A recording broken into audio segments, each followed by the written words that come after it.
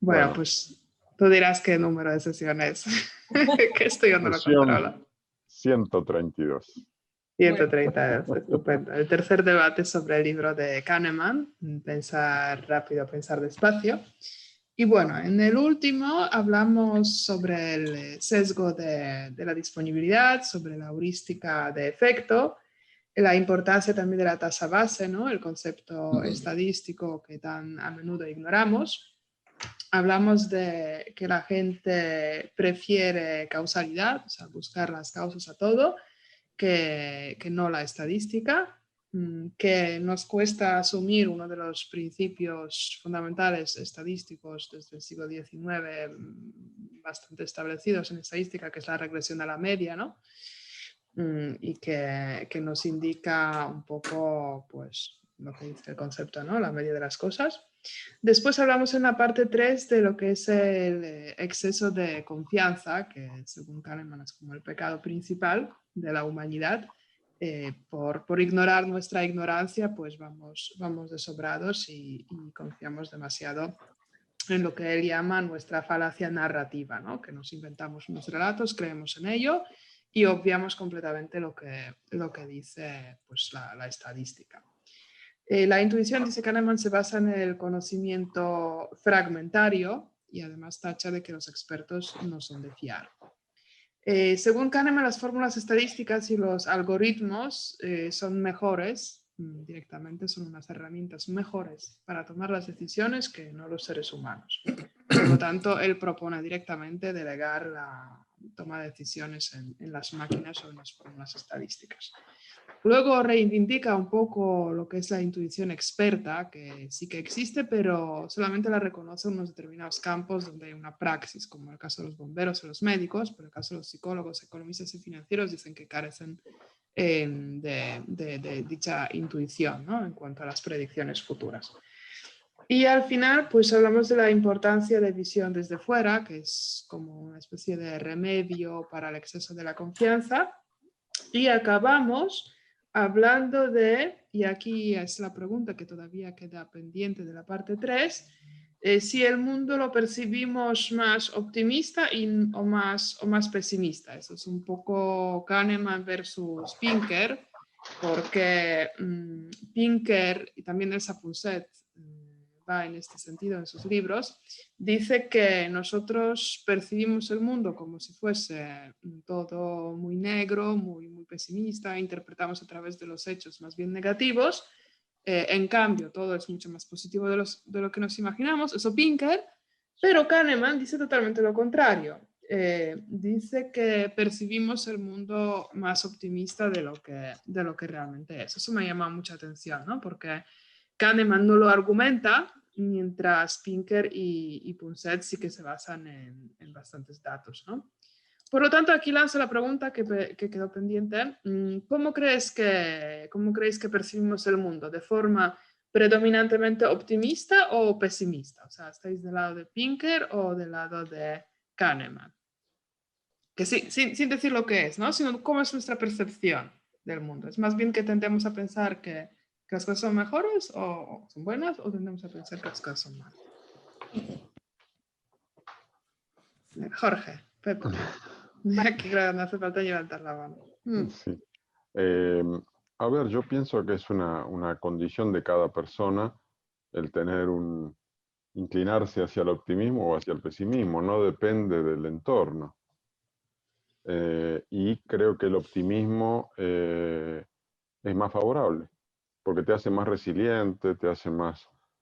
es decir, el pesimismo yo lo veo como una carga adicional a lo que es vivir. Quien sea pesimista tiene doble carga. Es decir, que no depende para mí para nada del entorno. Es una condición psicológica. Sí, entiendo. Pinker Kahneman está un poco de acuerdo contigo que el optimismo es más favorable en el sentido que incluso refuerza el sistema inmunitario, ¿no? O sea, esta energía positiva que se desprende, pues también se traduce al estado de salud, ¿no? En ese sentido es beneficioso. Pero aquí la pregunta va más en el sentido de que globalmente sí percibe. Más allá de la realidad es otra cosa. pero mayoritariamente, si nuestra, no individualmente, sino mayoritariamente, si nuestra percepción es optimista o es pesimista. Un poco por ahí va la pregunta. Pepa. A ver, yo, siguiendo un poco la línea que ha iniciado Jorge, creo que ahí entramos dentro de un campo muy subjetivo, ¿no? Las percepciones son subjetivas, ¿no? Lo que pasa es que Pinker lo analiza de forma colectiva, o sea, dice que según las informaciones que creo recordar que vimos en su libro, las encuestas o los datos estadísticos derivados de esas encuestas que hicieron, un porcentaje muy alto de la población tiene una visión más pesimista de la realidad de lo que luego la realidad es, ¿no? Así que yo creo que aquí pueden confluir dos cuestiones. Una, la subjetividad y la forma de ser de cada uno que tienda a ver las cosas con mayor optimismo, con mayor pesimismo, o personas que inicialmente son optimistas y luego se vienen abajo, o a la inversa, personas que son más pesimistas pero luego van valorando y van reconociendo cosas y van cambiando de opinión. Esa es una cuestión, pero otra cuestión es por qué, como partiendo de lo que dice Pinker, de las conclusiones de Pinker, por qué la mayoría de las opiniones coinciden en una visión más pesimista de lo que realmente es, ¿no? Y yo creo que ahí volvemos a un aspecto que hemos comentado ya muchas veces aquí, ¿no? Que es la influencia de la información, la influencia de los medios de comunicación, ¿no? Claro, si una persona en un país normal o medio se sienta a ver las informaciones en la televisión y todo es un bombardeo de desgracias constantemente y de cosas horribles, porque claro, la percepción intuitiva es que las cosas están fatal, ¿no? Y luego resulta que los datos te aseguran que no es así, como realmente es que muchas de las informaciones que facilita Pinker en ese sentido son aplastantes, con otras ya vimos que no estábamos de acuerdo, pero en ese sentido son aplastantes. Pues es lo mismo que pasa, yo creo, con la percepción del terrorismo, ¿no? Ante una noticia de un ataque terrorista, el pánico se desata, ¿no? Cuando realmente las probabilidades de que ocurra otro ataque son mucho más pequeñas de la sensación o de la percepción que tiene la gente. Por lo tanto, pues no lo sé, yo creo que depende un poco de las personas, pero indudablemente la opinión colectiva se forma por la información que recibimos, ¿no? Y eso es lo peligroso, yo creo. Sí, estoy de acuerdo y yo creo que Kahneman se contradice un poco en esta afirmación de que vemos el mundo más optimista de lo que es, porque él dice antes, ¿no? Lo hemos analizado y lo que acaba de decir Pepa, que estamos muy influidos por las noticias, por la disponibilidad de las noticias, como el caso del terrorismo, todas las malas noticias que hay. Primero, que hay muchas más noticias malas que buenas, y segundo, nos fijamos más en las malas que en las buenas. Y esto lo dice Kahneman. Entonces, dicho esto, no sé cómo concluye que nuestra visión es demasiado optimista. Esta conclusión es que no me cuadra. No me cuadra. Yo creo que lo hace porque quiere, a continuación, quiere seguir en su línea de decir exceso de confianza, exceso de optimismo, somos creídos, pero realmente yo creo que patina un poco con este diagnóstico de que nuestra visión del mundo es excesivamente optimista. Jorge. No, es que yo creo que es pesimista él. Entonces no puedes esperar otra opinión. Justamente él es un representante de la psicología pesimista, que dice el hombre no vale, dejemos todas las máquinas. Luego cuando lo ves hablando en YouTube, es un tipo apesadumbrado, ¿Sí? le preguntan y se queda... A mí me transmite eso. Sí, es decir, no, claro, Pinker está mucho más erguido y más entero y va como la arrogancia de que se lo sabe Pinker todo. Se va comiendo el mundo, se come el mundo. Exacto. Pinker se come el mundo, exacto, eso es. No, yo vi Kahneman y no tuve esta impresión, la verdad. O sea, habla de forma pausada, así como reflexiva, pero no diría que está deprimido. A mí me pareció un poco bajoneado. No sé. No sé si... Entramos en la psicología de los autores. Paco. Sí, de todas formas, ¿no os parece que es presa de su propia trampa de de analizarlo no con la parte 2 del sistema, sino con la parte 1 del sistema, con la parte emotiva, ¿no? Emocional, porque en realidad no hay un marco referencial, no hay un valor objetivo, no hay una encuesta global, no hay una forma de ver porcentualmente con valores objetivos si el mundo es de un color o de otro, ¿no? Entonces, al final es una percepción que tiene que ser forzosamente subjetiva, ¿no? Que no es Pepa. únicamente de Pinker, porque yo ahora estoy recordando que leí hace mucho tiempo un libro de Rojas Marcos, de Luis Rojas Marcos, sobre la felicidad, y también utilizaba datos estadísticos y llegaba también a la misma conclusión, ¿no? Que la percepción del mundo es más positiva de lo que es más negativa de lo que es realmente, ¿no? O sea, que esa línea de investigación no solamente la ha desarrollado Pinker, yo creo que ya tiene más asentamiento, ¿no? No, totalmente. Pero Elsa Ponset, que también es psicóloga y que también escribe justamente sobre la emotividad y la felicidad, ¿no? También, o sea, lo corrobora con esos datos, ¿no? Sí.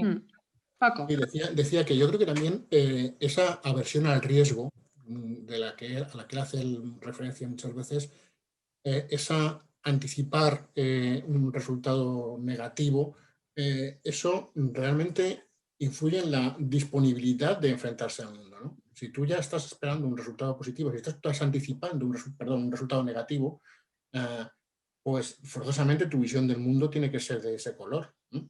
Te condiciona eso a la hora de ver, de hacer un análisis global. En ese sentido, yo creo que efectivamente está condicionado por esa anticipación de la percepción negativa, ¿no? Sí, es verdad. Quizás, Además, sí, quizás. Aunque yo creo que aversión al riesgo es un fenómeno que él analiza, ¿no? También pues como investigador, ¿no? Con experimentos a gran escala, sobre todo en cuanto a las operaciones financieras, ¿no? O unos simples experimentos de perder dinero. O sea, normalmente cuando habla de aversión de riesgo siempre lo ilustra con unos ejemplos de pérdidas financieras, ¿no? Y efectivamente los experimentos lo demuestran que sí, que tomamos riesgo, sí hemos de perder. Si tenemos ganancia segura, pues no. El factor asumir riesgo se elimina, ¿no? Pero Sí, sí. Ajá. Perdón, es que como estamos poco nos interrumpimos. Sí. No, Jorge. No, sí. No, lo que digo es que a mí me parece un sinsentido la crítica que le hace al ser humano y a su deficiencia en la toma de decisiones. No le encuentro ningún sentido. No sé si lo estoy analizando del sistema 1 o desde dónde. Pero es como decir, no, los caballos no deciden bien, que decidan los humanos por ellos. Hombre, la especie es esta, con sus características. Es decir, yo cada vez que lo pienso me parece como erróneo el enfoque. Es decir, ¿qué es lo que buscamos entonces? ¿Algo que no somos? ¿Una perfección que no tenemos? No tiene sentido. Yo creo que buscamos utilitarismo, ¿no? Si estamos dentro del campo de economía, aunque medio estamos dentro de psicología, medio de economía, y a economía se propone buscar el máximo beneficio, ¿no? Y el enfoque racional en cuanto a conseguir pues esta utilidad, ¿no? Lo que demuestra es que no actuamos en consecuencia, o sea, que no somos econos. Pepa. Vamos a ver, yo es que creo que él tiene un sesgo que se nota quizás más en esta parte de su discurso. Él tiene un sesgo de empresa privada. De empresa privada, o sea, él valora las decisiones siempre en el marco de lo financiero, de la empresa, y entonces olvida un poco, que el otro día también lo comentábamos, lo público y lo personal. O sea, va más dirigido a esa toma de decisiones o a esos comportamientos ante la vida, por decirlo de alguna manera, dentro del ámbito empresarial que dentro de la vida personal, ¿no? Ahí, eso me parece a mí, a lo largo de todo lo que he leído, ¿no?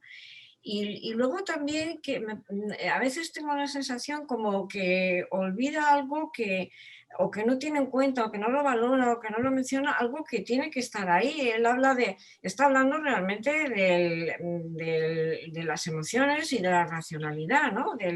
Del consciente y del subconsciente, por decirlo en términos así etiquetados. Pero es que el inconsciente no aparece nunca. O sea, la influencia que puede tener el inconsciente en determinados momentos de la vida de las personas, o cuando tienes que tomar decisiones, o cuando tienes que enfrentarte a un problema, o simplemente una reacción ante una situación que no puedes controlar, yo creo que también el inconsciente a veces juega sus pasadas, ¿no? O interviene. Y eso él no lo menciona nunca, nunca habla del inconsciente. Siempre habla del consciente, o no lo habla, no dice exactamente consciente y subconsciente, pero te indica un poco que la emocionalidad está en el subconsciente, o sea, que reaccionas de esa manera, y que luego la racionalidad pues va por otro lado, ¿no? Pero no maneja el inconsciente para nada, y yo creo que es una cuestión que no se puede dejar de lado, ¿no? En el comportamiento humano y en la forma de comportarse las personas ante determinadas situaciones. Muchas gracias, Pepa. Yo creo que sí, que el holístico desde luego no pretende ser, ni en cuanto al análisis de la naturaleza humana, ni en cuanto a los ámbitos, ¿no?, en los cuales se mueve. O sea, es un análisis fragmentario, tanto de una parte, digamos, psicológica como lo que estudia, como la muestra, ¿no? De todas formas, Paco. abundando lo que decía antes, si él es consecuente con su propia teoría, porque si él plantea, y yo creo que no le falta razón, que el impacto de lo negativo es sobre nosotros mayor que el impacto de lo positivo, ¿no? Digamos, el miedo a un resultado negativo es mayor el impacto que la esperanza de conseguir algo positivo, pues lógicamente en esa visión del mundo no se puede tener una posición positiva, porque tú ya tienes esa disposición de que ocurra lo que ocurra, es peor o va a tener sobre ti o vas a sufrir más lo que pueda ser un contratiempo que lo que pueda ser un logro, pues estás minusvalorando la parte positiva y estás sobrevalorando los aspectos más negativos. Entonces, difícilmente puede haber una actitud positiva, optimista ante la vida con semejantes parámetros. Sí. Jorge. Había puesto el silencio. No, que digo que no es casual que le diesen el premio Nobel de Economía y no de Psicología, que creo que nunca se lo darían. Pobre, no sé. Es decir, sus colegas psicólogos nunca le hubiesen dado un premio Nobel. Habría que preguntar a Amos Tversky, ¿no? Que fue su compadre.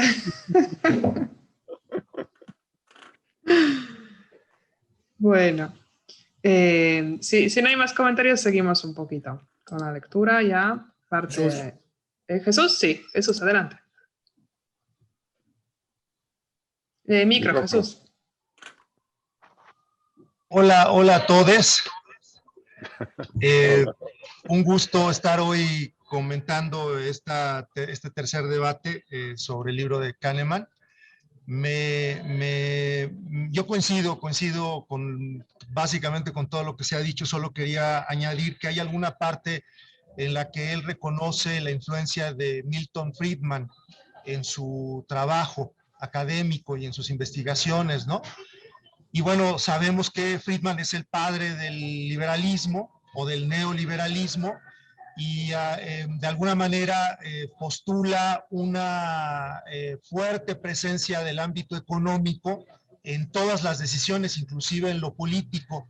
Leía yo este libro, repasaba yo un poquito este libro de Libertad de Elegir al que se refiere Kahneman en algún momento por ahí de la página 410, algo así. Y bueno, Friedman sí plantea una cuestión como de igualdad entre la economía, entre el mercado y la política, por ejemplo, para hablar de los temas a los que se refiere en este libro.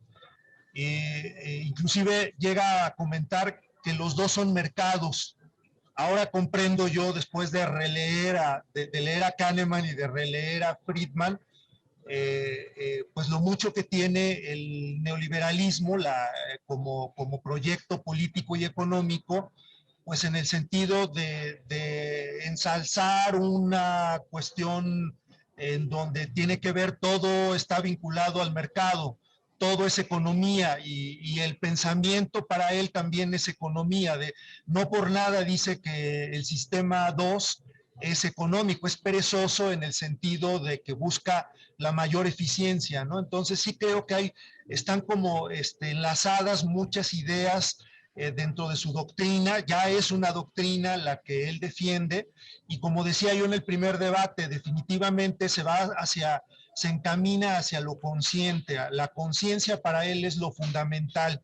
Ya de ahí el subconsciente, como bien lo señala Pepa, tiene algún papel en el sentido del engaño, en el sentido de las anclas y de algunos otros mecanismos, pero el inconsciente lo da por visto, lo da por un hecho no conocido, y yo creo que ahí es en donde flaquea mucho su teoría, ¿no? Me convence en algunos aspectos, adelantando un poco lo que vamos a ver en el libro En defensa del error.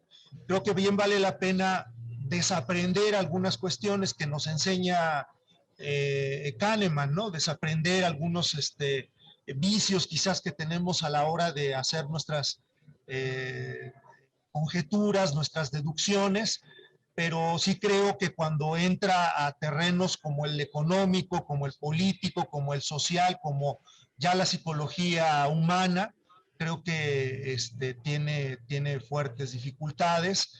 Y diría finalmente que además estos experimentos parece que, de los que él habla, parece que están muy centrados en Occidente, ¿no? Entonces habría que pensar si en otras civilizaciones, en otras culturas a nivel mundial, son igualmente válidos. Por ejemplo, cuando habla de la asociación de conceptos, de ideas, ¿no?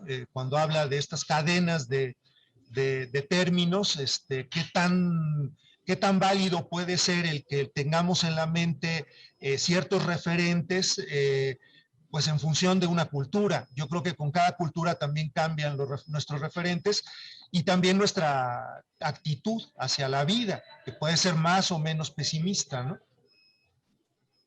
Muchas gracias, Jesús. Muy interesante la reflexión con esta excursión a la fuente, ¿no? de la obra de Friedman. Y sí, efectivamente, el pecado principal de los estudios como los del estilo de Kahneman, digamos, los anglosajones, es que tienen todos los sesgos típicos de hombre blanco de clase media occidental. Entonces, no hay manera humana de escapar de ello, ¿no? En ese tipo de bestsellers, aunque sean premios Nobel. Si no hay comentarios ni más comentarios, podemos avanzar ya la cuarta parte, que son las elecciones. Los errores de Bernoulli. Los economistas tradicionales sostienen que la utilidad es la clave que regula la toma de decisiones. Sin embargo, los hallazgos de Kahneman y los resultados de múltiples experimentos de la economía conductual no lo corroboran. Hacer uso de la utilidad viene determinado en buena medida por el poder adquisitivo, porque en el contexto de la seguridad financiera, la reacción emocional frente a las pérdidas y ganancias pierde fuelle. En las decisiones financieras la gente prefiere evitar el riesgo, salvo que todas las opciones sean malas. Teoría de las perspectivas. Según la teoría psicofísica, si queremos estudiar el valor subjetivo de la riqueza, hay que formular las preguntas subjetivas. Ejemplo, ¿qué prefieres? Opción A, recibir 900 euros o, opción B, 90% de ganar 1.000 euros. No, perdón. La primera disyuntiva es, ¿qué prefieres? ¿Recibir 900 euros o 90% de ganar 1.000 euros? ¿No? Y aquí, pues, la inmensa mayoría prefiere recibir 900 euros que no arriesgarse a no ganar nada. En cambio, si la alternativa es perder 900 euros o el 90% de probabilidad de perder 1.000 euros, pues ahí quizás nos inclinamos nos aferramos a ese 10% de probabilidad de no perder nada, ¿no? A pesar de que quizás este cálculo no es beneficioso y acabaremos perdiendo 1.000 euros en vez de 900. Debido a que sentimos una fuerte aversión a la pérdida, en el segundo caso la mayoría optará por el riesgo. La ratio de aversión, es decir, cuándo tendríamos que ganar para compensar la pérdida, oscila entre 1,5 y 2,5. O sea, la compensación tiene que ser un 150 o 250% para que asumamos el riesgo. Lo normal es que las pérdidas pesen el doble que las ganancias. Aversión a la pérdida es la mayor aportación de la psicología a la economía conductual. Y seguramente pues, es ahí donde le he convencido a los economistas de darle el premio Nobel. El efecto de dotación. Kahneman argumenta que la tenencia nos provoca la pena a la hora de desprenderse del objeto poseído. Y aquí hago yo una digresión que Zygmunt Bauman, es un sociólogo polaco, el autor del famoso concepto de modernidad líquida y sociedad líquida, amor líquido y muchas cosas líquidas, dice exactamente lo contrario. Es decir, que en la sociedad líquida lo que nos provoca el placer es justamente ir deshaciéndose de cosas para hacer espacios para adquirir cosas nuevas, ¿no? Que tenemos este afán de lo obsoleto, el móvil, bueno, ya lo cambio porque ya no es el último modelo. Entonces, pues no sé, sería un debate quién tiene razón. Si no poseemos algo, sentimos el placer en alcanzar el objeto de deseo. La respuesta ante una pérdida es más intensa que en el caso de la ganancia. Vender los bienes activa en nuestro cerebro las regiones responsables por sentir el disgusto o pena. En cambio, comprar a un precio muy bajo activa las regiones de placer. Esto entiendo que no es subjetivo, sino que es el resultado de unos experimentos ya con mediciones o sea, con cascos neuronales. Para los pobres, los costes son pérdidas. La tenencia desencadena otro mecanismo, el efecto de dotación. Cuando nos haya tocado algo, no estamos dispuestos a cambiarlo, ni tan solo por algo de mayor valor. Es cuando él cita los experimentos como resultado de un sorteo, nos toca, no sé, un objeto de poco valor, no sé, un lápiz, ¿no? Y nos ofrecen a cambio, pues, un boli que es mucho mejor o un lápiz de mejores características, pero como ya lo tenemos, pues ya nos aferramos y ya no lo queremos cambiar, aunque no sea racional la decisión. Malos eventos. Nuestro cerebro da prioridad a los eventos malos. Enseguida, esto se contradice con lo que decíamos antes un poco, ¿no? De que tenemos una visión mayoritariamente optimista. Enseguida encontramos la cara enfadada entre muchas felices, pero no al revés. Las palabras que nos atemorizan nos llaman mucha más atención que las palabras dulces. Todo ello es parte del mecanismo de la detección rápida de la presencia del predador. Lo negativo anula lo positivo de muchas formas. Y aquí da un ejemplo de si tenemos una cucaracha en una cesta grande de cerezas preciosas, pues la vamos a rechazar, ¿no? Porque está ahí presente la cucaracha. La aversión a la pérdida también forma parte de este mismo mecanismo. Otro ejemplo de ello es que los estereotipos malos se forman más rápido que los buenos. En definitiva, los animales, los humanos incluidos, se esfuerzan más en prevenir las pérdidas que obtener las ganancias. Nuestro cerebro está diseñado más para castigar que para premiar. Bueno, eso es lógico porque aquí al final es puro instinto de supervivencia, ¿no? En el mundo animal. Por eso el aviso de pérdida o de un ataque de un predador, pues es el primero que salta. El patrón de 4. Kahneman demuestra con muchos ejemplos que sobreestimamos los resultados improbables y subestimamos los que son casi ciertos, por lo que no somos del todo racionales en la toma de decisiones. En esta línea también iba Ariely en el libro que leíamos, Las trampas del deseo. El autor habla del efecto certeza como un factor de decisión por el cual estamos dispuestos a pagar un plus. Las loterías son muy populares por el diferencial entre el dinero invertido y el valor del premio. Esta diferencia hace que nos fijamos en la ínfima probabilidad de ganar. Otro ejemplo del mismo mecanismo se puede observar en el campo judicial, le encanta también analizar el campo judicial, donde la seguridad de la ganancia pactada, aunque menor, es frecuentemente escogida frente a la ganancia mayor, muy probable, pero sujeta a la decisión del juez. Aquí quizás Pepa nos podrá decir si esto es cierto o se lo ha inventado. Eventos raros. El terrorismo es un ejemplo clásico de un acto que provoca una cascada de disponibilidad e impulsa una reacción protectora desproporcionada frente al riesgo real de que el evento se repita. El mecanismo de la lotería y el terrorismo es el mismo. La probabilidad no merece la atención, la posibilidad es lo que cuenta. Según la teoría de la utilidad, deberíamos sopesar nuestras decisiones en función de las probabilidades. No obstante, en la vida real sobreestimamos los eventos poco probables y magnificamos en nuestras decisiones los eventos improbables. Dicho en otras palabras, caemos en la trampa del olvido del denominador, eso es así llama el sesgo. No sobreestimaremos un evento raro si nuestra memoria no nos lo recuerde en un momento oportuno. Esto es lo que antes llamaba la disponibilidad. Al cabo de poco tiempo, el evento raro cae en el olvido. Entonces aquí pregunto, yo creo que es una pregunta un poco del libro, ¿no? Básicamente. ¿Tomas tus decisiones en base a la utilidad? En función de lo que contestáis a esa pregunta, o estáis del lado de Kahneman o de la economía clásica. ¿Sí sois utilitaristas, racionales o no? ¿Alguien se atreve, Pepa? Micro.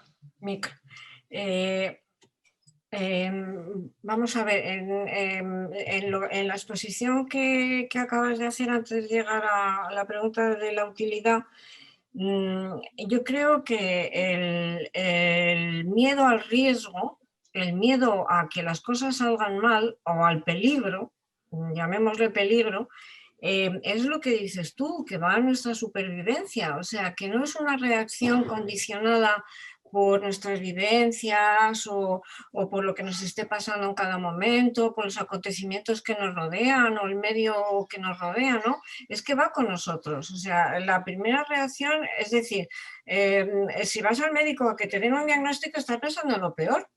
A ver, ¿quién es el guapo que va al médico esperando un diagnóstico y no pensando, no, esto no va a ser nada, esto no es nada, ¿no? Estás pensando en lo peor porque a partir de ahí tendrás que actuar para solucionar y para sobrevivir, ¿no? O sea, que yo creo que él desvía el miedo al riesgo y lo utiliza de una manera también sesgada, ¿no? Que es más un componente de nuestro propio instinto de supervivencia.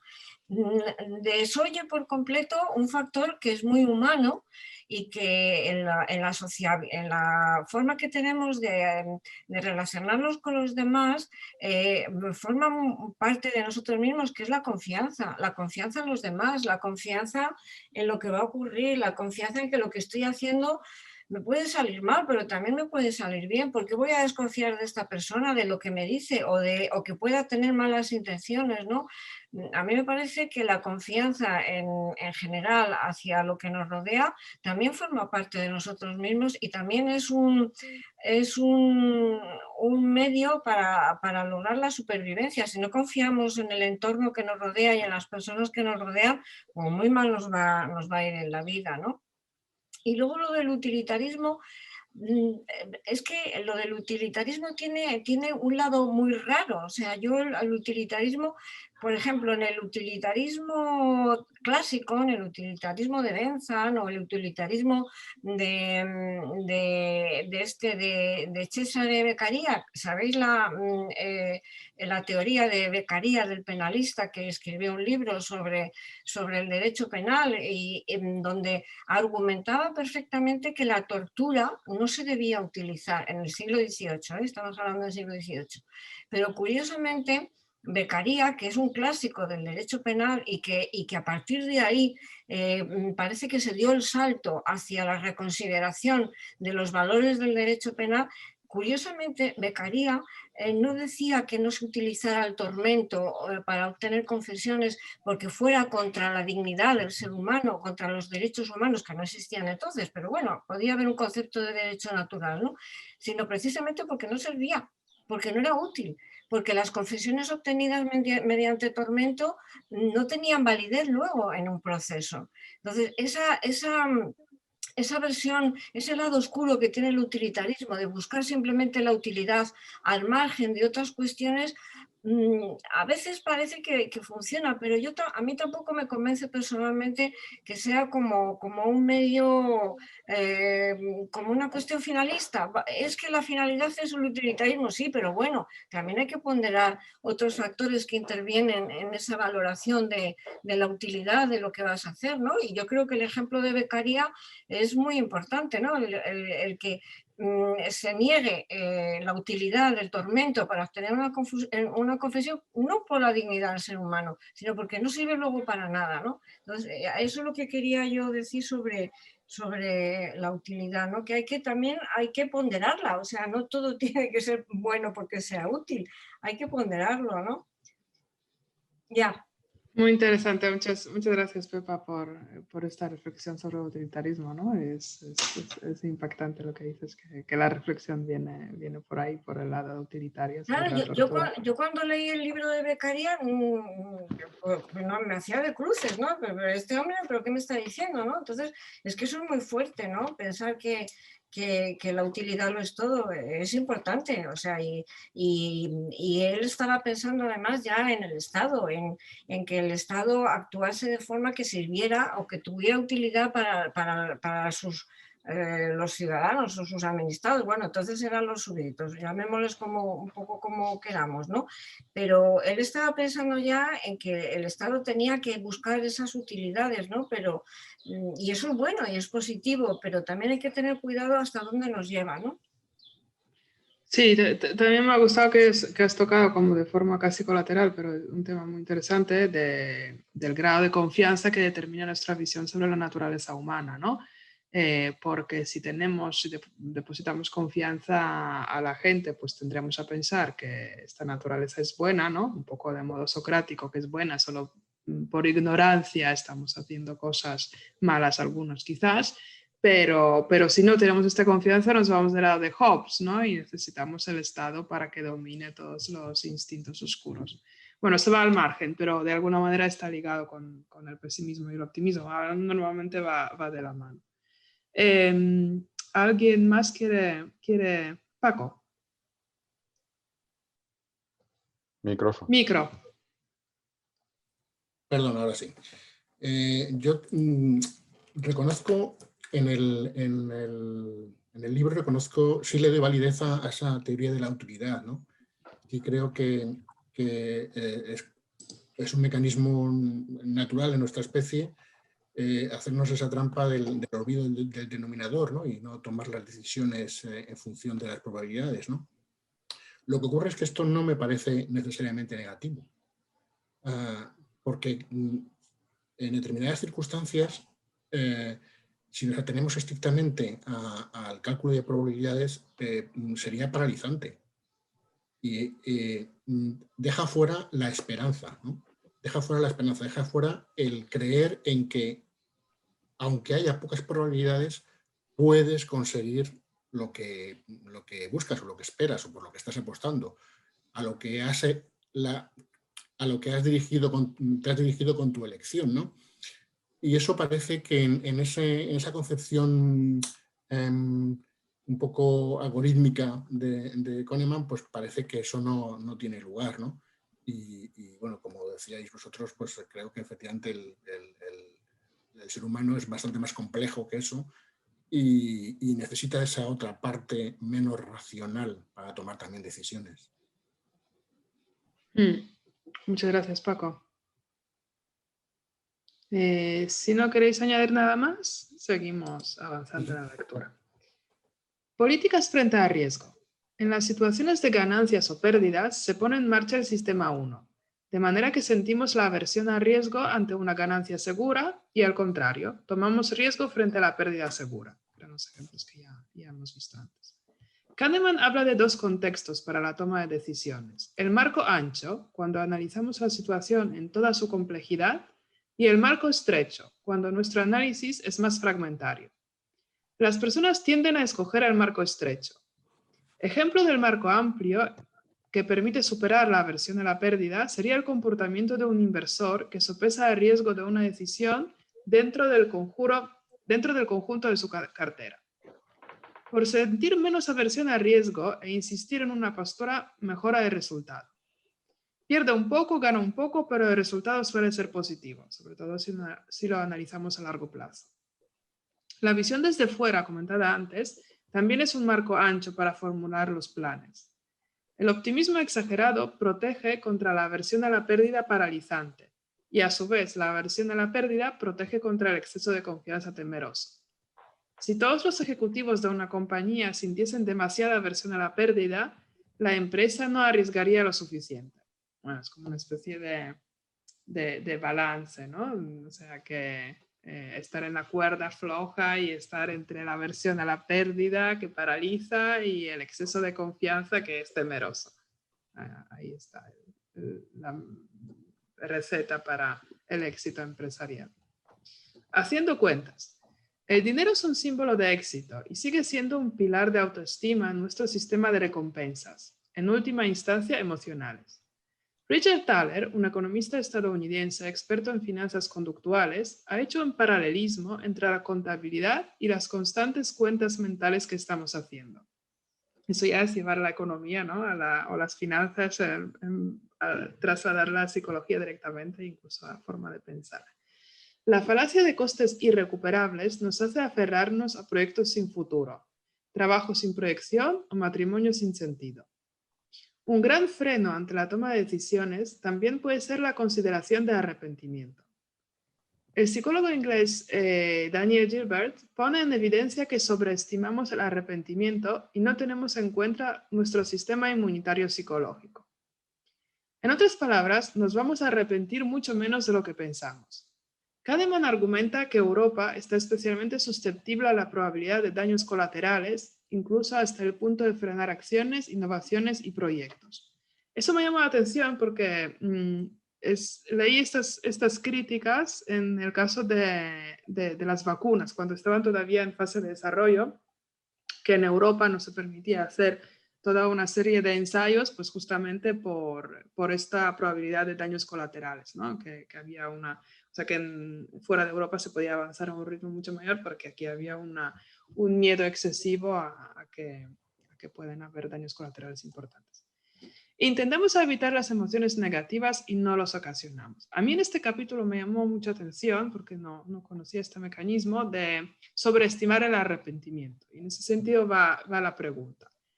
¿Debe condicionar nuestras decisiones la anticipación de arrepentimiento? Es decir, Kahneman nos dice, si tenéis aquí como una especie de voz interna que os dice, no hagáis esto porque os vais a arrepentir mucho, luego no pasará, el arrepentimiento no va a ser tan grave porque hay un sistema inmunitario psicológico que ya os protegerá luego contra este excesivo arrepentimiento y sentimiento de culpa.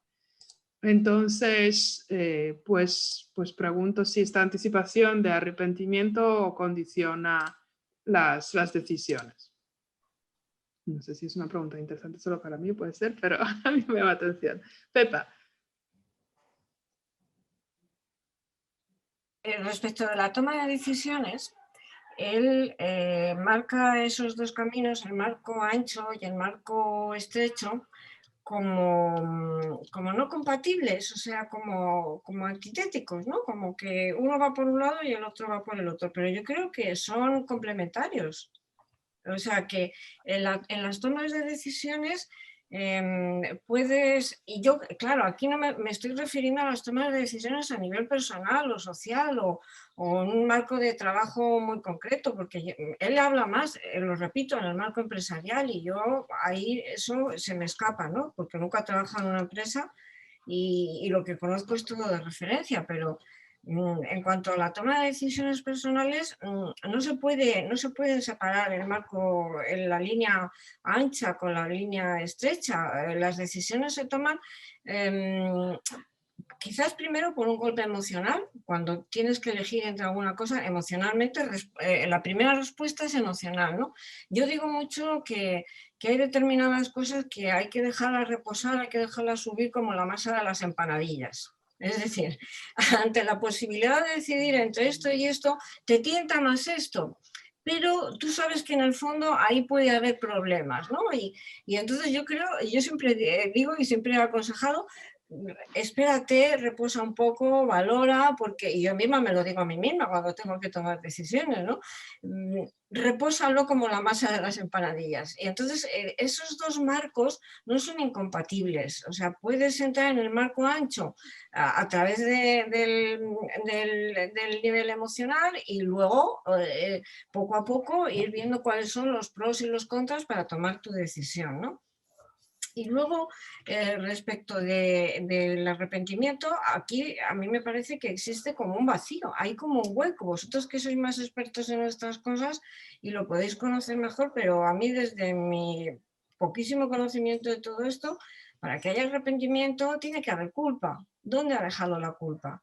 No te puedes arrepentir de algo si antes no has sentido culpa, digo yo, ¿no? Vamos a ver, el arrepentimiento es la consecuencia de la culpa y él no habla de la culpa, nunca menciona la culpa como un factor que puede llevarte a arrepentirte por determinadas cosas. No es lo mismo tomar una decisión que te afecta a ti única y exclusivamente, como hacer una inversión o unos ahorros, a ver cómo los invierto, que cuando eso repercute en otras personas y puedes dañar a otras personas, ¿no?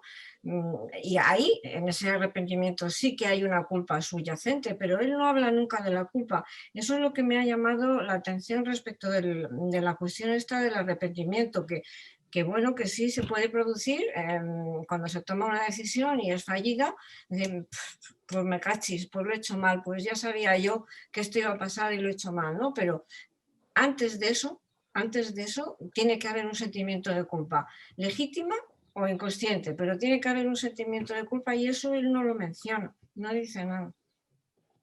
Muchas gracias, Pepa. Yo creo que, o sea, tal como yo lo he entendido, el marco estrecho es ampliable, o sea, es complementario, no son contradictorios, porque yo entiendo que él anima incluso que ampliemos nuestro marco de estrecho a amplio, tomando la visión desde fuera o mirando más a largo plazo, como los inversionistas, ¿no? Que no solamente, temo de invertir hoy, porque mañana tendré, pues, oportunidad de remontar o bajar, remontar, pero a la larga saldrá mejor. O lo que él llama de tomar las decisiones ya en el último momento, tenemos todo preparado, pero en el último momento replantearse. Eso también es una forma de ampliar el marco, ¿no? O sea, es como coger una perspectiva más amplia. Entonces yo entiendo que es más ampliar el marco ancho que no es que sea totalmente contradictorio. Dicho eso, estoy absolutamente de acuerdo contigo de todo lo que dices de reposar las decisiones, y ahora te paso la palabra a Jesús, de reposar las decisiones y no decidir en caliente, bueno, no contestar correos en caliente y esas cosas, eso es muy recomendable. Y luego, por último, yo creo que él habla de anticipación de arrepentimiento, o sea, que culpa no puede haber porque no ha pasado nada todavía.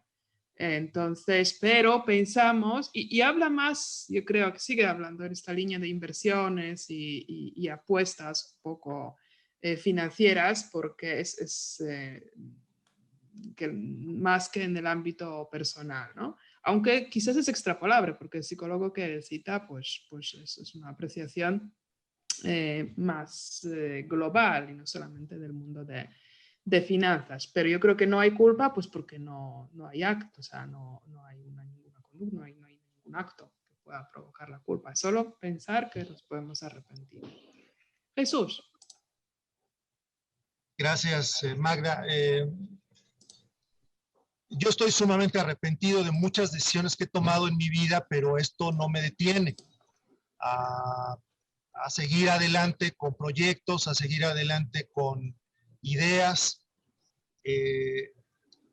Creo que de pronto cuando habla de, yo creo que ahorita lo vamos a tocar ese tema sobre el dolor, y hace una diferenciación Kahneman entre el yo que experimenta y el yo que recuerda, y dice que lo común en estos experimentos que hace con el agua fría, ¿no? Con las personas que aceptan sumergir su mano en agua fría y ver cómo experimentan el tema del dolor, él plantea una hipótesis en el sentido de que frente a una curva como las curvas de las derivadas, lo común es que el ser humano, bueno, insisto aquí, esto es mucho en la cultura occidente, ¿no? No sé exactamente cómo opere en otras culturas, ¿no? Porque si se le pregunta a un budista, a un hinduista, yo creo que ahí supera la capacidad de soportar dolor.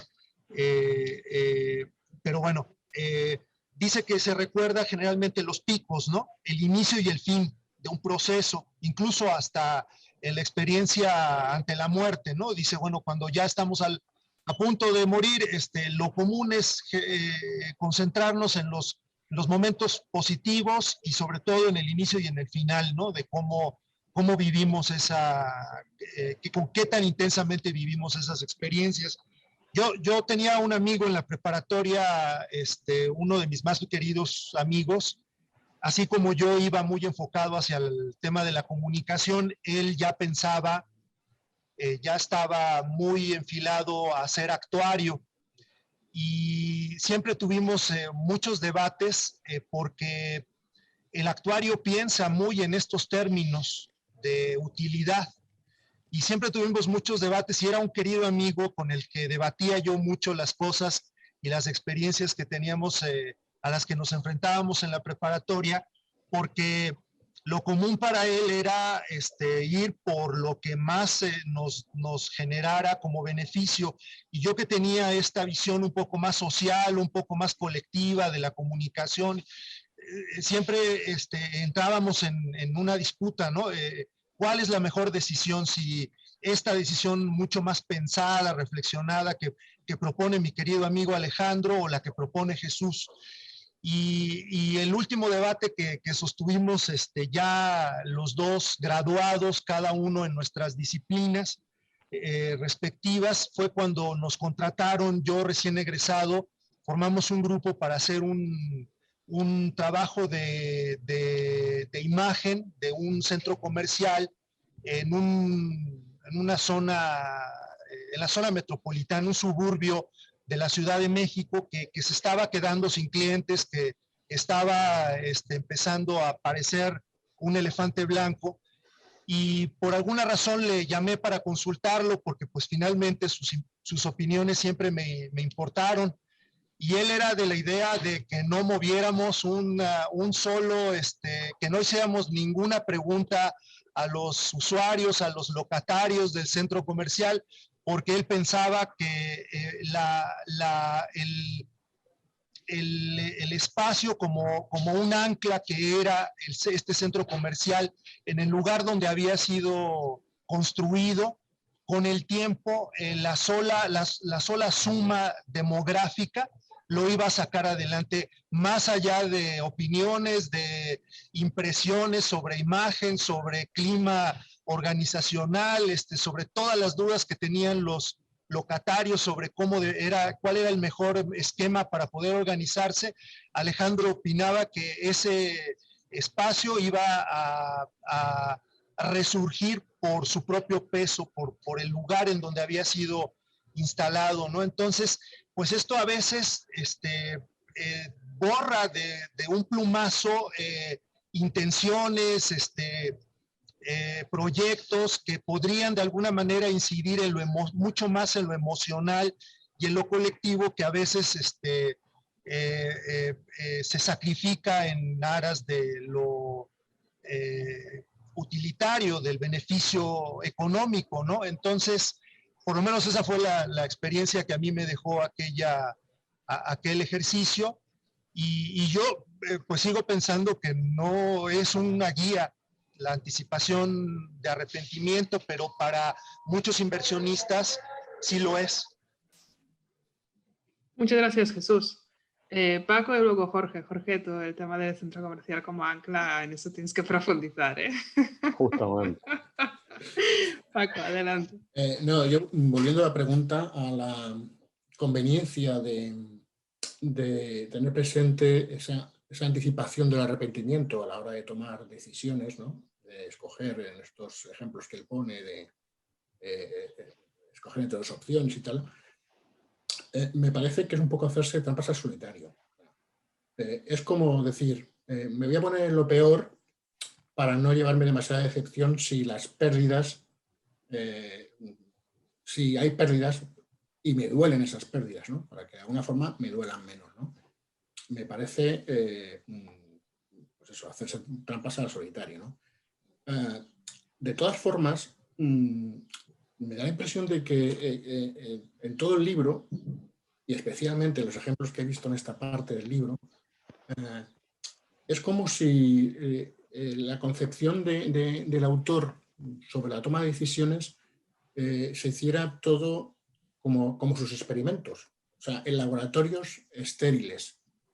Pero es que la vida no es así. La vida no se funciona así. Influyen muchas más cosas. Tus propias decisiones van a tener unas consecuencias que a lo mejor no derivan en el resultado final que puedes anticipar con ese arrepentimiento. Quiero decir, que parece que es sufrir innecesariamente, ¿no? Porque, bueno, es verdad que puede ser que eligiendo la opción A pierda más o gane menos que si elijo la opción B.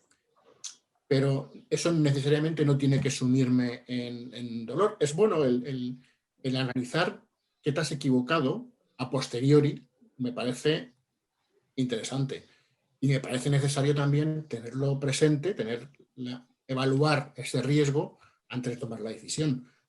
Pero como un elemento más, no como un mecanismo de inmunización de esa decepción, que es como parece que entiendo que plantea Kahneman. Muchas gracias, Paco. Yo creo que vamos a disfrutar todos después de este libro, del libro de En defensa del error, ¿no? Porque será como un contrapeso del libro de Kahneman. Y yo creo que lo que tú dices, Paco, es un poco el viejo dilema de las ciencias sociales.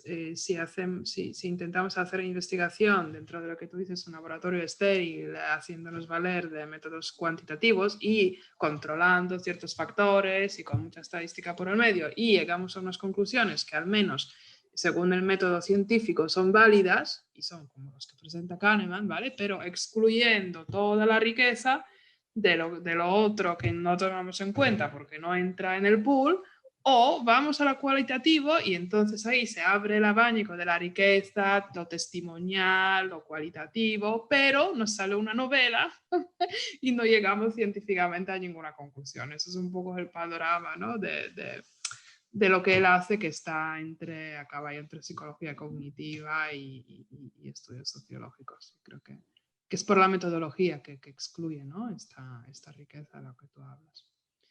Jorge. Sí, no, se me ocurrieron dos cosas. Una, si imagináramos que tuvieseis una librería, ¿en qué sección pondríais este libro? Bestsellers. Así es fácil. Tontería de entrada, es donde lo encuentras. Yo lo pondría en empresa. Ciencias Sí. sociales. Empresa.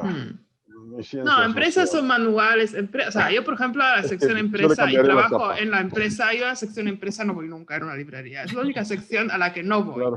Y entonces, y el libro de Kahneman, yo creo que es digno de leerlo y analizarlo. Por lo tanto, yo no le pondría, no le ubicaría a esta sección.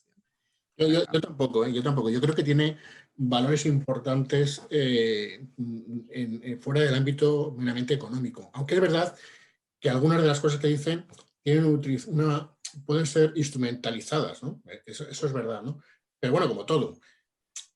Yo incluso algunas de las cosas que he leído en este libro, que he descubierto en este libro, me valen desde mi perspectiva profesional, que es la comunicación, ¿no? O sea, algunas de las cosas creo que tienen perfecto encaje para la comunicación, con lo cual no lo limitaría a la parte de libros de economía que yo tampoco visito en las librerías.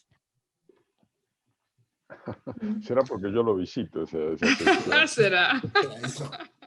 Debe ser por eso. A ver, no, luego también comparto contigo, Magda, que me llamó mucho la atención la crítica a Europa, porque me parece que él defiende como un liberalismo más duro, y este proteccionismo que puede haber aquí, paternalismo de Estado, le resulta un poco raro, ¿no? Hay una frase también muy rara ahí de crítica a que en Europa se regulan las actividades para evitar los riesgos de alguna manera, ¿no? No sé.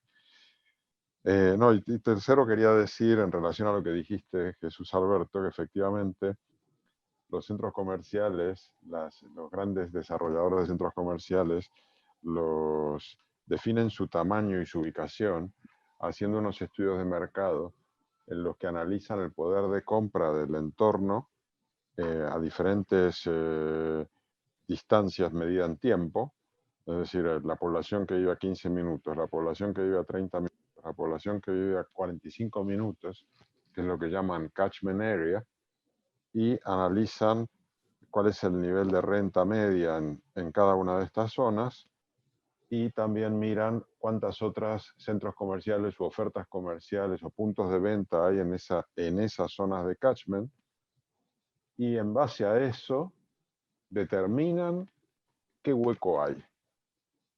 Es decir, qué capacidad de compra remanente hay por encima de la competencia, y además si encima lo haces mejor y es más moderno y tal, pues nada, simplemente que para ese tipo de empresarios leer este libro es buenísimo, porque digamos te da muchas ideas, ¿no? Para tener más éxito en tu negocio. Por eso digo que lo metería en la zona de empresa. No creo que sea muy útil para las personas, para su vida personal. Nosotros le sacamos partido a todo, pero a mí no me gusta este libro para intentar utilizarlo en mi vida. Lo uso en la empresa, y en la empresa sí, me parece bueno. Totalmente de acuerdo.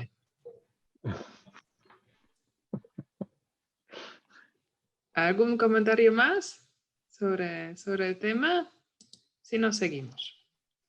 Revocaciones. Ampliar el marco favorece la racionalidad. En el caso contrario, quien toma riendas del asunto es nuestro sistema 1, con sus reacciones emocionales. Yo esto ampliar del marco, referente a lo que hacíamos antes, entiendo también, como lo decíamos, que el ancho se puede ampliar, el estrecho se puede ampliar al ancho.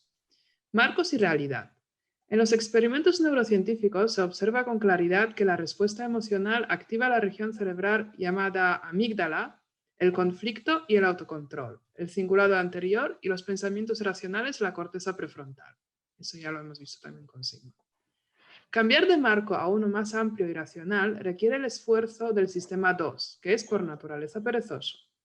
Un ejemplo de nuestra pereza por pensar es la gran diferencia de voluntad declarada sobre la donación de órganos entre los países que piden que se marque la opción de donar o la de no donar los órganos. O sea, a simple vista, si miramos los porcentajes de las personas que donan órganos en un país, podemos llegar a pensar que si son muchas, pues este país tiene un carácter muy altruista, ¿no? La gente está sensibilizada con el tema y muy bien en general, ¿no? Y si vemos otro que tiene muy poca, pues ya juzgamos la naturaleza de sus habitantes como extremadamente egoísta, pero nada que ver resulta, porque es tan simple como la forma como se ha diseñado el cuestionario, y si por defecto sale la casilla ¿dono los órganos o no dono los órganos? Habitualmente evitamos a marcar la casilla y nos conformamos con la opción escogida por default, ¿no? Eso es un claro ejemplo de ello. Quinta parte, 2 yo.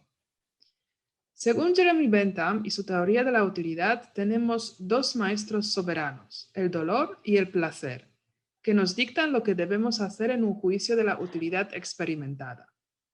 Nuestros gustos presentes y futuros son constantemente interpretados por los agentes racionales, que nos ayudan a maximizar nuestros intereses. Francis Edwards, economista inglés del siglo XIX, ha acudido a la figura de hedonómetro para medir nuestra felicidad, aunque se asociamos con placer, ¿no? Pero bueno, era para medir la felicidad. No obstante, los experimentos con el registro del dolor y su percepción en retrospectiva no corroboran las teorías de utilidad. La memoria del dolor no concuerda con la duración en el tiempo. Hay un conflicto entre el yo que experimenta y el yo que recuerda, es lo que decía Jesús antes.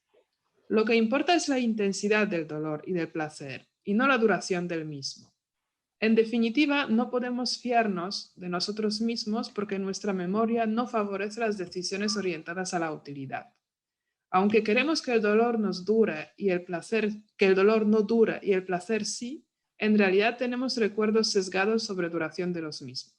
Aquí no le he lanzado una pregunta, pero como ya lo ha sacado Jesús a colación, me parece un apartado realmente interesante, si queréis reflexionar en torno a ello, si realmente ese recuerdo de intensidad, ¿no? Tanto del dolor del placer, lo que nos predetermina juzgar nuestras pasadas experiencias, o es la duración, que es lo que pensaríamos a priori.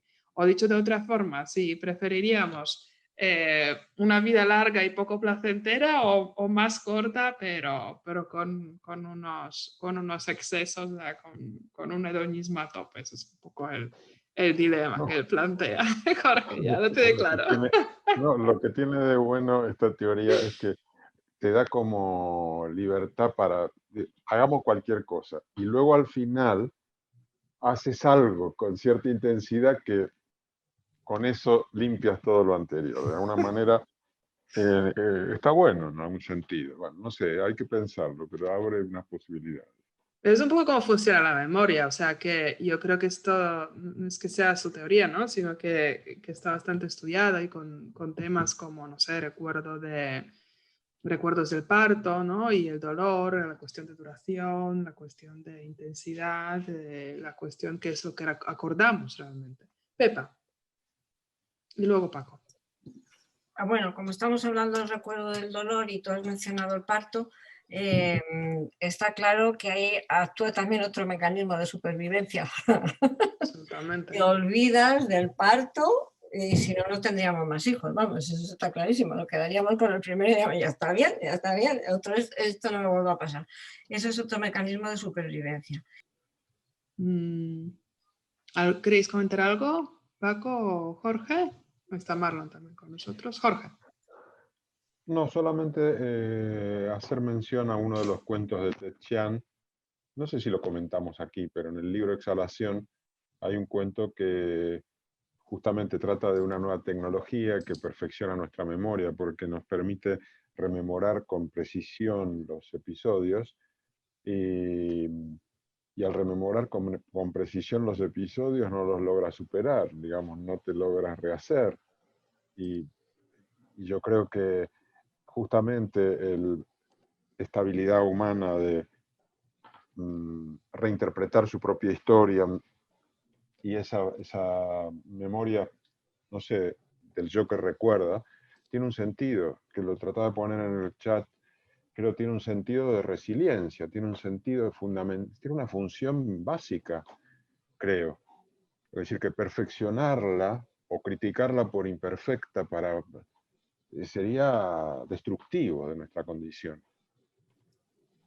Yo creo que es un mecanismo para defendernos de los recuerdos del dolor, es un mecanismo que lo llevamos con nosotros, ¿no? Para superarlo. Sí. Y que funciona muy bien, ya lo creo. Sí, totalmente de acuerdo. Y además, en el cuento justamente que menciona Jorge, lo que no solamente evita, o sea, este cuento saca otra temática donde nos perjudicaría esta máquina que recuerda perfectamente lo que ha pasado y nosotros no, pues en todas las relaciones sociales, porque nuestras relaciones sociales se basan en unos cuentos, relatos, medio mentiras, pero no intencionadas, o sea, simplemente nos inventamos cosas porque vamos contando pues según nuestra memoria imperfecta, y si vemos desde fuera con una cámara que lo registra todo, pues resulta que se nos cae todos nuestros principios casi, porque creíamos unas cosas y resulta que pensamos que somos una persona determinada y visto desde fuera, somos totalmente distintos. Entonces tengo como esa doble vertiente, ¿no? Por una parte, la memoria imperfecta nos permite pues, sobrevivir de las tremendas experiencias con las que habéis contado, y por otra parte, socialmente también funciona mejor el relato que no una reconstrucción perfecta de los hechos. Sí, estoy de acuerdo contigo, sí. Si queréis, continuamos. No nos queda mucho, pero continuamos. La vida como una historia. Nuestra vida la concebimos como una historia que deseamos que termine bien y con cierto cariz heroico de su personaje principal, o sea, nosotros.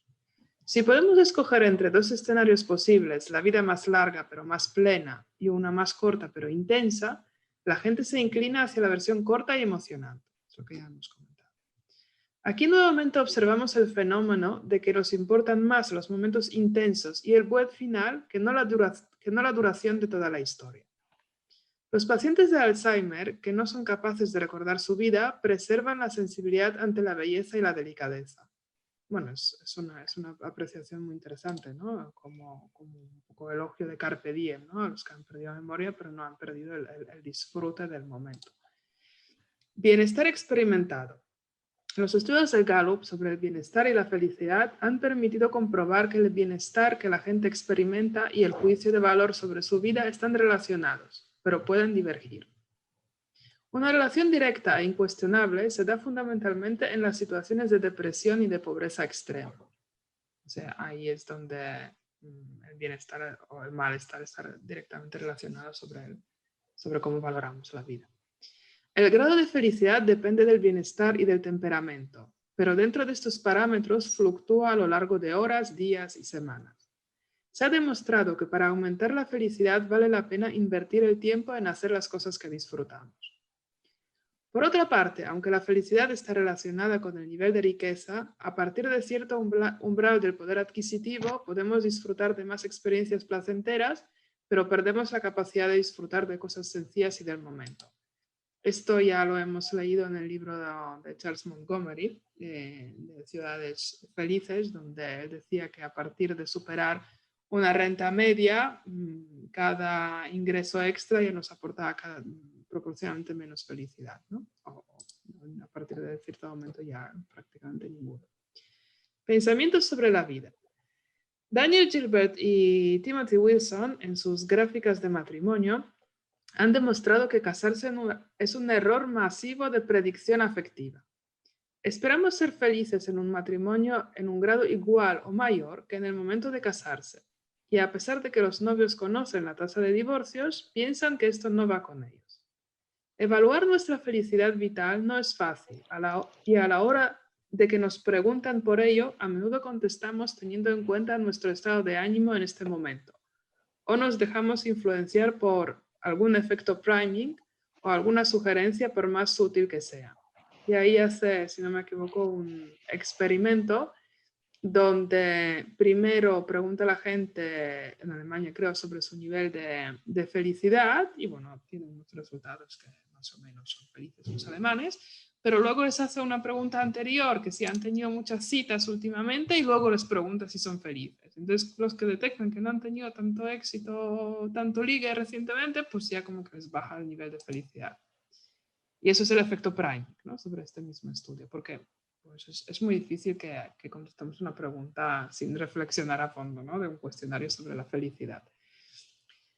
Una disposición al bienestar, al igual que el optimismo, es en buena medida hereditaria. El matrimonio no afecta a nuestro bienestar porque cambia algunas cosas para peor y otras para mejor. El concepto de bienestar no puede obviar lo que desean las personas, ni tampoco debe centrarse demasiado en lo que piensan de su vida, sin tener en cuenta cómo viven. Valorando nuestra vida, a menudo caemos en el error de focalización. Ninguna cosa es tan importante como pensamos en el instante que pensamos en ella. O sea que si valoramos la vida, normalmente nos centramos en algún aspecto concreto y valoramos este aspecto, ¿no? Pero bueno, porque valorar la vida en global pues requiere mucho más espacio que contestar una pregunta aunque no sea de cuestionario. Cuando nos acostumbramos a una circunstancia, dejamos de prestarle atención. Ejemplo, matrimonio, ganar la lotería, consecuencias de un accidente. Y aquí también, él creo que nos cita un estudio, pero yo sí he visto un estudio del impacto sobre ganar la lotería y matrimonio precisamente, que en los primeros 2-3 años hay como un subidón y luego se regresa a los niveles previos, ¿no? De felicidad o infelicidad. Esta regla no aplica en el caso de dolor crónico, depresión o exposición a ruido. O sea, no nos podemos acostumbrar a ninguno de estos tres. Nuestra mente es buena contando historias, pero no procesando el tiempo. La diferencia entre los econos y los humanos es que los segundos necesitan ayuda para tomar buenas decisiones. O sea, los econos, según Kahneman, toman decisiones ideales y los humanos, pues muy imperfectos, ya sabemos. Podemos hacer relativamente poco para reducir los sesgos del sistema 1, ya que este es bastante incorregible, indominable. Sin embargo, podemos ser conscientes de ello. La voz de la razón es un susurro frente al grito fuerte de la intuición que nos tiene en constante alerta. Las organizaciones, concluye Kahneman, tienen mejores herramientas para tomar las decisiones que las personas, porque enfocan el problema, recogen la información relevante y someten el proceso al escrutinio de la reflexión y revisión. O sea, que Kahneman, si pudiese convertir a las personas en empresas, y entonces ya tomarían decisiones idóneas. Y aquí ya viene la última pregunta, que tras la lectura de este libro, si cambiarías algo en la toma o en el proceso de la toma de tus decisiones. Hemos hablado un poco durante todas esas sesiones sobre este aspecto, pero bueno, si queréis añadir algún punto final, pues adelante. Y valorar el libro, ¿no? De paso en general, y aquí hacemos un cierre de lectura, pues comentarios generales también. Paco.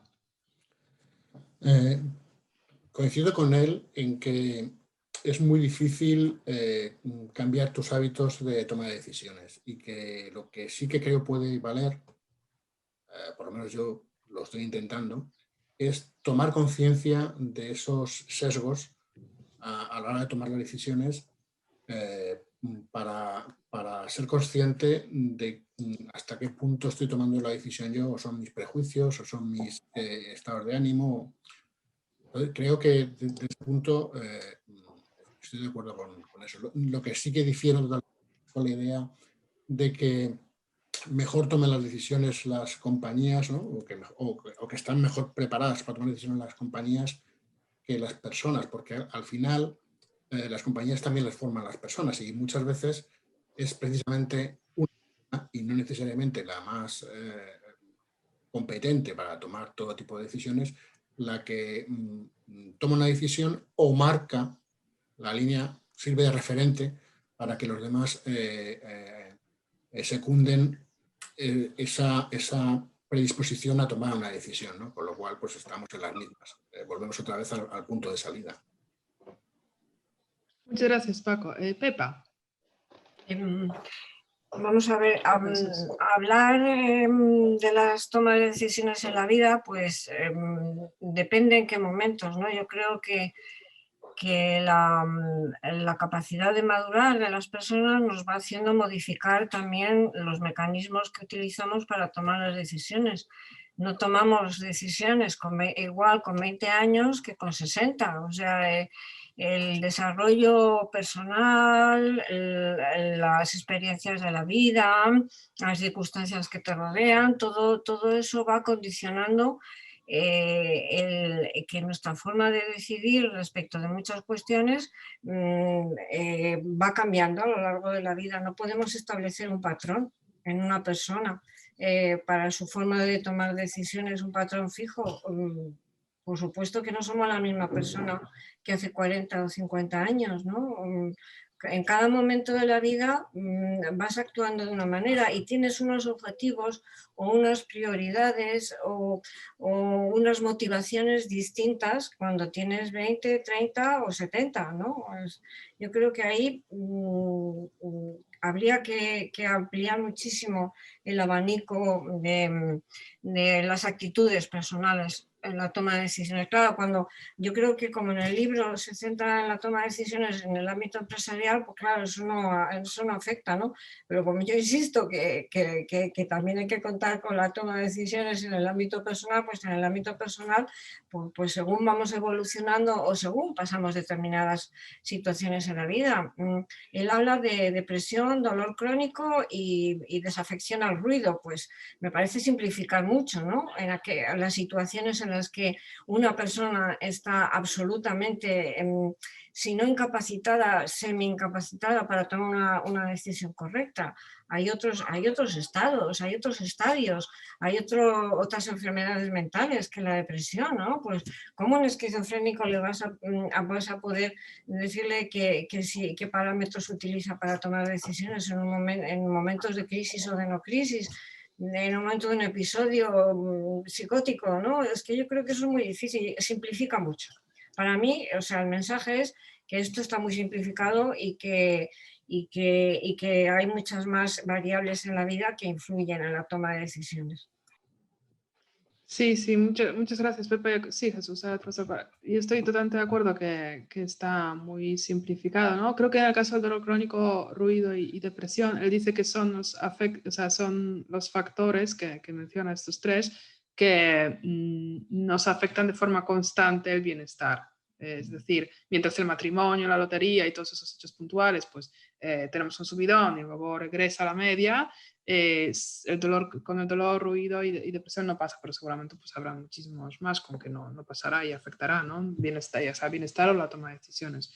Y yo creo que Kahneman simplifica también al nivel conceptual general, ¿no? Porque él habla de conos, ¿no? Que es el utilitarista modélico de la economía clásica, y habla del humano. Entonces, ¿cómo vamos a convertir el humano en econo, ¿no? Es un poco porque el econo toma decisiones buenas y el humano toma decisiones malas. Y es así de esquemático un poco su forma de pensar. Jesús.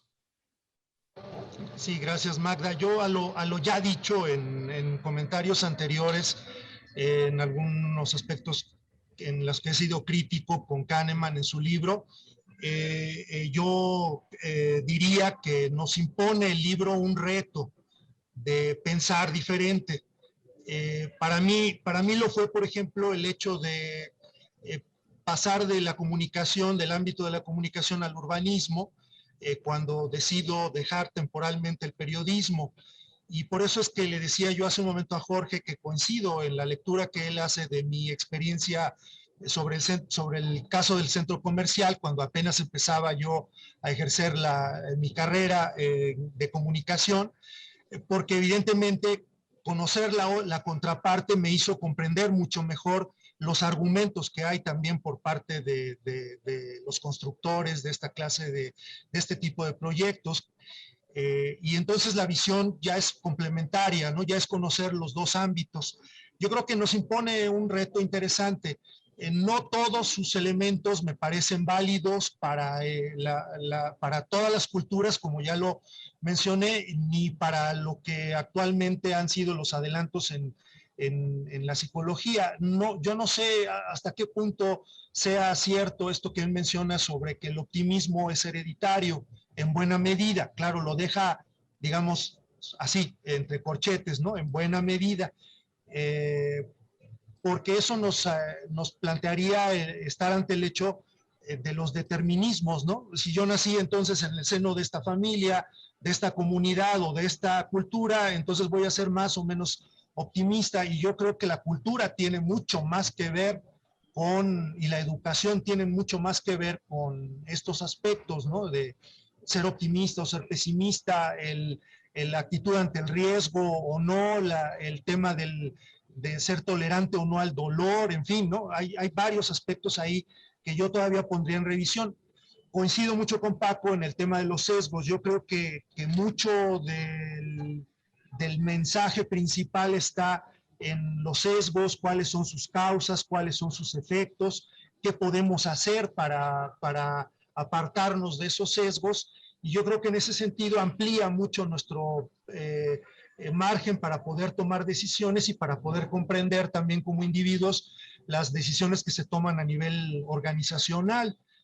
También coincido contigo, Magda, de alguna manera sí hay un germen en este libro que plantea de estas ideas de Friedman, en el sentido de volver a cada individuo un empresario, un emprendedor, porque pues Friedman mismo lo deja entrever en este libro de la libertad de elegir, cuando plantea el hecho de liberar de barreras al mercado y dejar que cada ciudadano se vuelva un emprendedor. Sí lo es, sí, sí, en buena medida sí hay una intención, pero no creo que lo logre a la luz de los avances científicos y sociales y políticos que hemos vivido al inicio del nuevo siglo.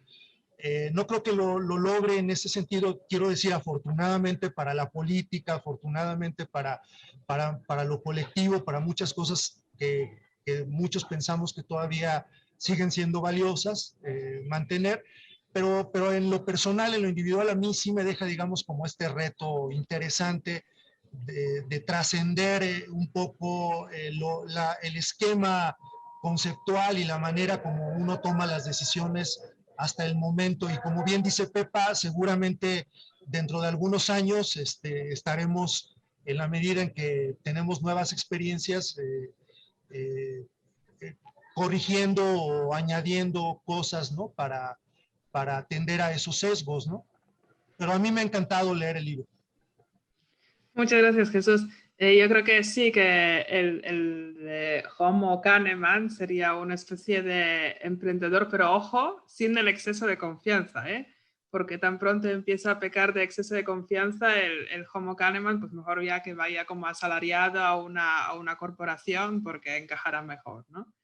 Sí, ahora te paso la palabra, Jorge. Lo que me gustó, que sacaste un poco la epigenética como la salvación del determinismo, ¿no? Que no todo, o sea, que podemos tener ciertas predisposiciones genéticas hacia optimismo, hacia X, pero luego es el entorno que o los potencia o los frena, ¿no? Y quien dice entorno dice también nosotros mismos, de alguna manera. Jorge. No, yo quería decir que mi relación o mi grado de satisfacción con este libro es más o menos parecido al cuadro que muestra de satisfacción con el matrimonio, ¿no? Es decir, un pico al inicio, un enamoramiento a tope, y luego una cierta decadencia continuada. Me baso en el cuadro, no mi experiencia personal, por supuesto.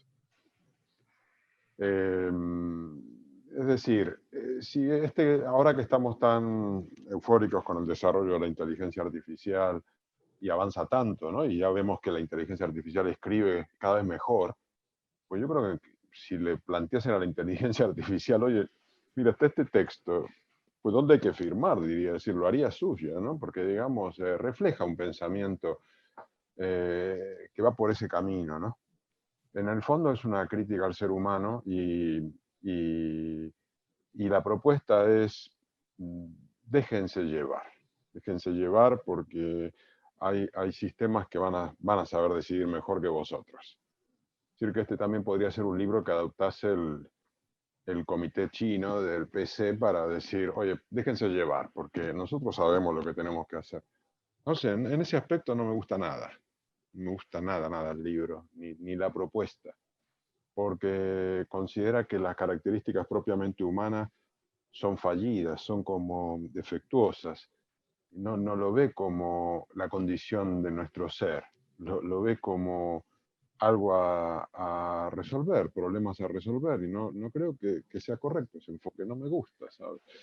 Y por otro lado lo conecto con lo que dices tú, Jesús, ¿no? Que es esa visión neoliberal que tiene, que es lo que permea todo, ¿no? Al final. Entonces, lo del marco ancho. Yo creo que cuanto más ensanchemos el marco, más nos vamos a paralizar. Porque justamente esto es como el borrar la memoria. Borrar la memoria nos permite reinventarnos y reentusiasmarnos. El marco corto nos permite olvidar un montón de factores que nos frenan y nos permite actuar. El marco ancho es horrible porque al final vamos a actuar todos igual. En la medida que ampliemos tanto el marco, seremos idénticos. En fin, a mí me ha gustado muchísimo leer el libro, pero sigo la curva descendente del matrimonio con Kahneman. Muchas gracias, Jorge. Pepa. Me encanta lo de la epigenética. Me encanta el concepto de epigenética y Jesús lo ha explicado muy bien, ¿no? Y en esto estoy discutiendo las afirmaciones de Kahneman, ¿no? Que si somos naturalmente optimistas podemos actuar de una determinada manera. Bueno, es que eso es muy relativo. ¿Quién es optimista genéticamente y sin matizaciones, de una manera pura? Eso es rarísimo, ¿no? Puedes ser un optimista nato con rachas depresivas, por ejemplo, y actúas según cada momento de tu historia emocional, ¿no? Pero a mí lo de la epigenética me encanta, me parece un concepto estupendo. Me alegro que lo hayas mencionado, Jesús. Muchas gracias, Pepa. Pues el libro tiene dos, que no vamos a entrar en detalle, dos apéndices que son los papers: El juicio bajo incertidumbre, heurísticas y sesgos, y Elecciones, valores y marcos, ambos de Kahneman y Tversky, ¿no? Pero básicamente recopilan los mismos experimentos que he comentado antes, por lo tanto, pues no les vamos a prestar más atención. Y si no hay más comentarios, pues cerramos esta lectura. Y bueno, comentamos lo que tenemos a continuación, que son las 2 sesiones seguidas del Giro, ¿no? El 22 y el 29 de mayo. Y luego el 5 de junio viene nuestra sesión sorpresa, de estas que aparecen de la nada, que nos lo inventamos fuera del programa, pero esta no está tan inventada porque estará dividida en 2 partes. En una comentaremos el cuento que nos quedó pendiente de Ted Chiang, El gran silencio, ¿no? el cuento de los papagayos y el telescopio Arecibo, ya fallido, ¿no? Fallecido recientemente, derrumbado el telescopio, pero en el cuento todavía, en la época del cuento todavía existía. Entonces eso será 1 hora, y la otra hora tenemos el invitado especial, Rafa Monterde, que es filósofo especializado en tema de transhumanismo, que tocamos así como muy superficialmente en una sesión dedicada a darwinismo y derivadas, ¿no? Y invitamos a Rafa que va a preparar una intro, bueno, porque así lo hemos acordado con él, pero os lo comento justamente para que también vayáis pensando qué es lo que, cómo os interesaría enfocarlo. Él quería, pues yo le propuse una introducción, ¿no? Un poco genérica del concepto, y él dijo que lo hará desde la perspectiva histórica, ¿no? La historia del transhumanismo no remonta a Platón, ¿no? Por lo tanto, va a ser básicamente centrada en ahora y algunos conceptos pues, que son años 80 o comedia divina, pero solo como idea. Pero si tenéis, a lo que voy, si tenéis preguntas, ¿no? para Rafa, pues se puede ir pensando, formulando, será el 5 de junio. Y si queréis que le demos algún enfoque determinado, pues todavía hay tiempo para poder definirlo. Por lo tanto, pues os podéis pensar y compartir. ¿Perdón? El 12 de junio empezaríamos con el libro del error. Y defensa del error empezaremos el 12 de junio. 12 de junio, vale. Sí. Yo tenía mi agenda mal puesta, o sea que ahora... No, puede que hayas tenido bien puesta y que nosotros lo hemos cambiado, ¿eh?